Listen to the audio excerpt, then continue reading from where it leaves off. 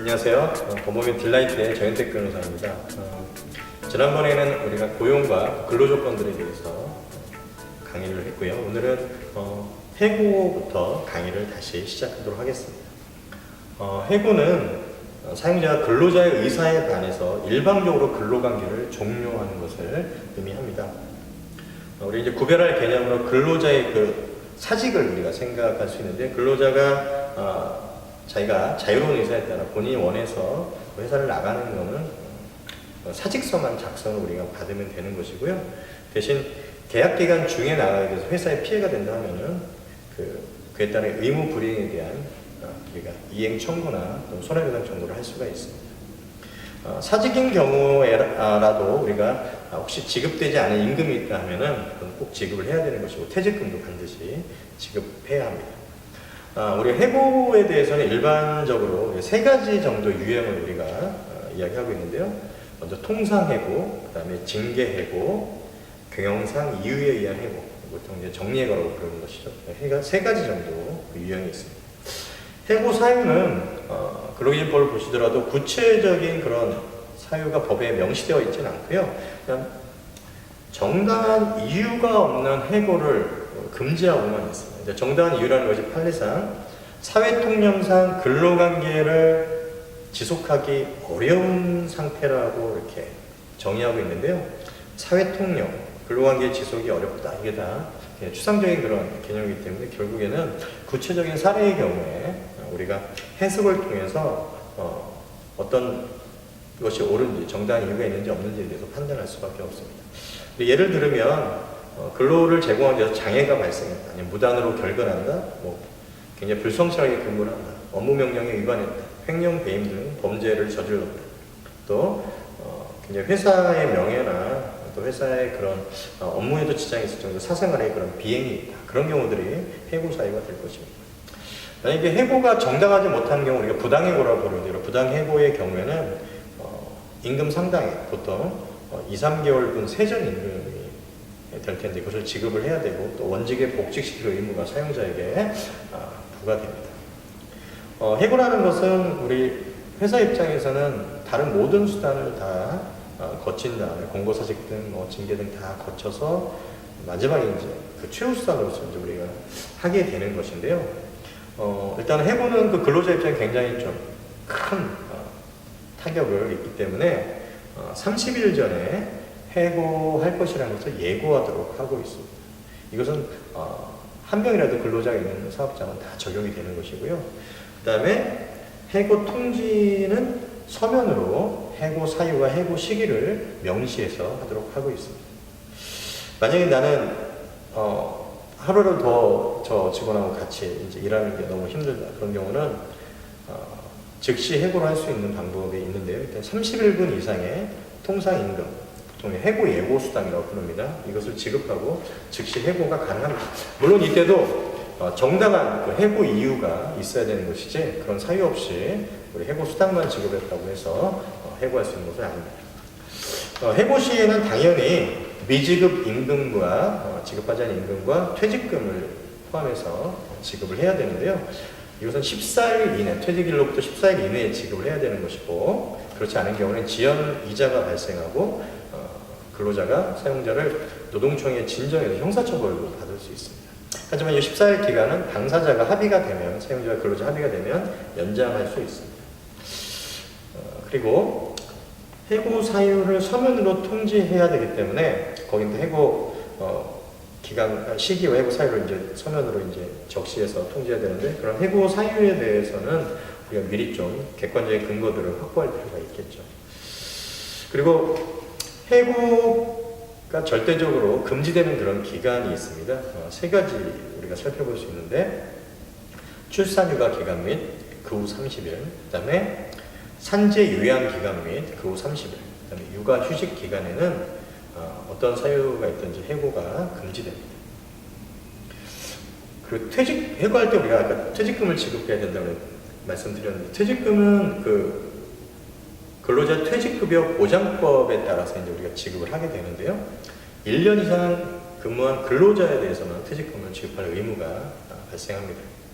퇴직금은 평균 임금이라는 그런 임금을 기준으로 해서 우리가 계산을 하게 되는데요. 3개월 평균 임금 곱하기 30일 곱하기 계속 근로연수. 계속 근로연수는 근속일수를 360으로 나눈 그런 숫자입니다.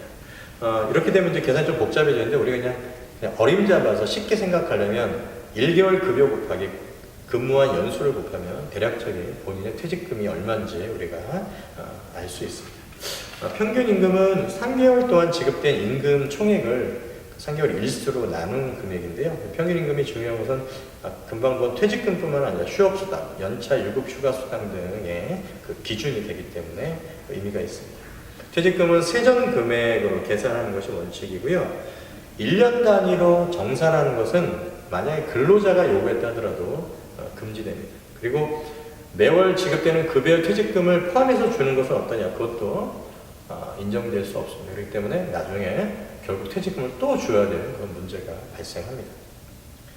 회사 입장에서는 이렇게 퇴직금이 일시불로 이렇게 나가는 게 굉장히 큰 부담일 수 있기 때문에 퇴직연금이나 퇴직보험을 가입해서 그런 부담을 좀 완화하는 그런 조치들이 필요합니다. 고용과 관련해서 한 가지 우리가 이제 지금 살펴볼 것이 이제 외국인 채용 문제인데요. 외국인 채용에 대해서는 외국인 근로자의 고용 등에 관한 법률이 있어서 여기에서 외국인 채용 문제를 규율하고 있습니다.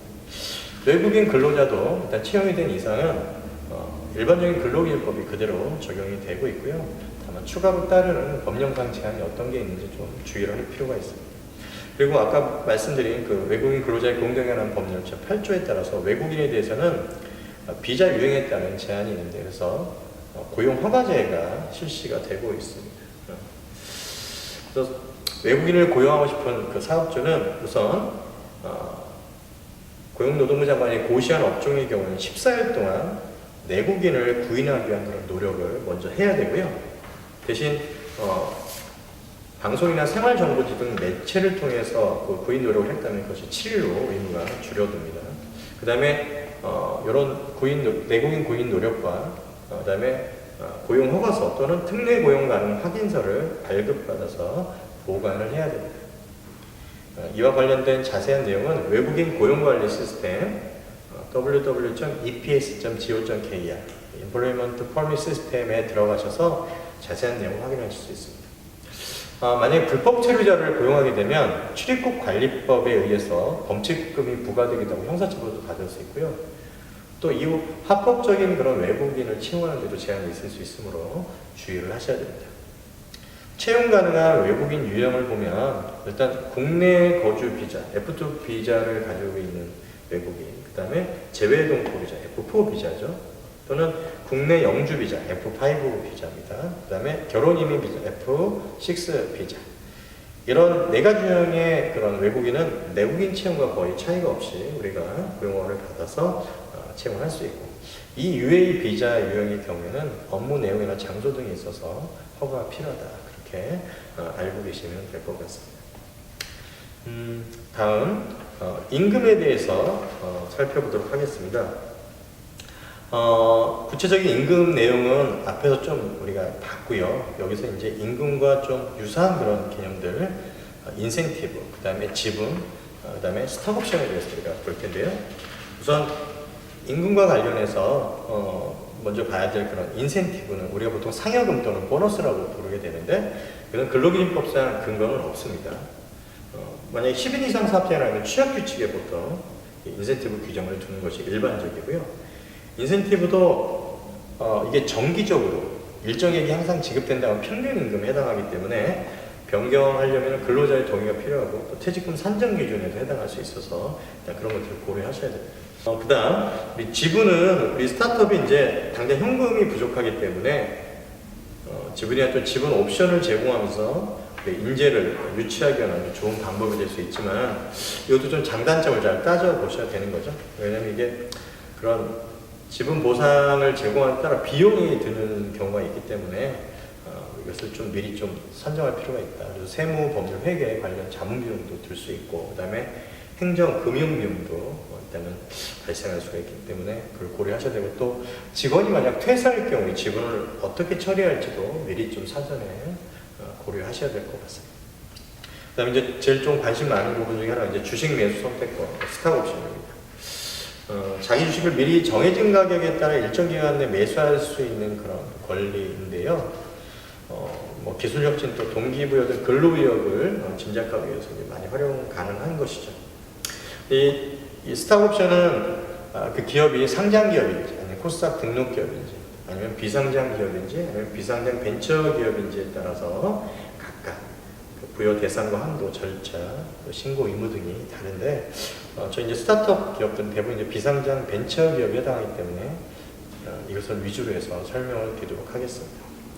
우선 비상장 기업과 비교하면 그 스탁 옵션을 부여할 대상은 비상장 기업은 이사, 감사, 피용자면 벤처 기업 같은 경우는 임직원, 또 외부 전문가, 변호사나 회계사가 되겠고요. 또 지분 30% 이상 피인수 기업의 임직원이 또 그 대상이 될 수 있습니다. 부여 한도는 비상장 기업은 발행 주식의 10% 이내고요. 벤처 기업 같은 경우는 발행 주식 50% 이내로 부여할 수 있습니다. 부여 절차는 비상장 기업과 벤처 기업 모두 다 주주총회의 특별 결의에서 부여할 수 있는데 비상장 기업은 이사회에 위임하는 것이 불가능하고요. 다만 벤처 기업 같은 경우는 일정한 경우 이사회에 위임하는 것이 가능하다는 그런 차이가 있습니다. 비상장 기업은 이와 관련한 신고 의무가 없어요. 상장법인은 있지만 비상장법인은 없고. 하지만 벤처 기업 같은 경우에는 중소 벤처 기업부 장관에게 신고할 의무가 벤처기업 육성특별조치법 16조 3에 의해서 부과가 됩니다. 그리고 이런 스탁옵션을 주기 위해서는 정관의 그 근거와 주식 종류 등에 대해서 근거가 있어야 되고요. 그 다음에 최대 주주 및 특수관계인, 주요 주주 및 특수관계인에 대해서는 스탁옵션을 부여하는 것이 불가능하고요. 다만 임원이 되어서 비로소 특수관계인이 된 경우에는 가능하다. 이렇게 알고 계시면 될 것 같고, 부여 방법에는 세 가지가 있는데요. 우선 신주를 발행하는 방법, 그 다음에 자기 주식을 취득해서 교부하는 방법, 그 다음에 세 번째로 시가와 행사 가격의 차익을 현금 또는 주식으로 교부하는 방법이 있습니다. 행사 기간은 정관에서 그 행사 만료일을 정하는 것이고요. 보통 2년 이상 근무해야 행사할 수 있다고 보는 것이 일반적입니다.